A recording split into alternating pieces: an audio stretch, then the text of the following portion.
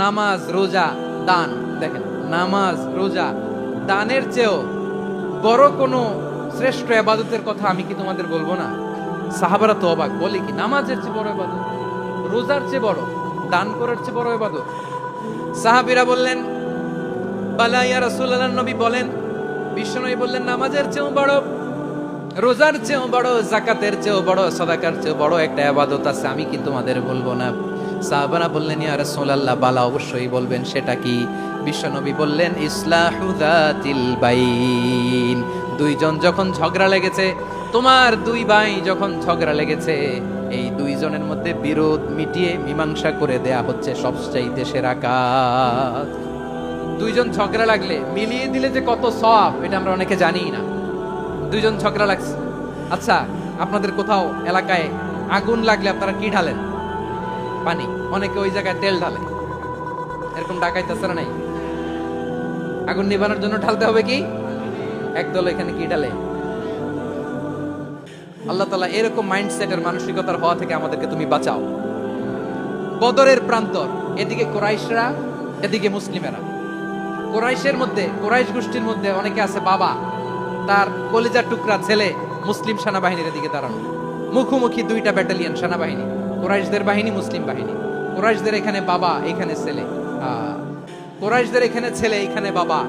ইসলাম তাদেরকে পৃথক করেছে। আর মুসলিম সেনাবাহিনীর মধ্যে কেউ কাউরে চিনে না, কেউ আনসার, কেউ মুহাজির, কেউ ছোট, কেউ বড়, কেউ দাস, কেউ মালিক, সব মিলেমিশে একাকার। কিসে তাদেরকে আবদ্ধ করলো? এই দ্বীনি ভ্রাতৃত্ব। চিল্লায় বলো ঠিক কি না? এজন্য আল্লাহ বলেন, ইন্নামাল মুমিনুনা ইখওয়াতুন ফাসলিহু বাইনা আখাওয়াইকুম ওয়াত্তাকুল্লাহা লাআল্লাকুম তুরহামুন। খবরদার শুনে রেখো, তোমরা মুমিনরা হলো ভাই ভাই। পেকুয়ার ভাইরা আওয়াজ করে বলো, আমরা কি?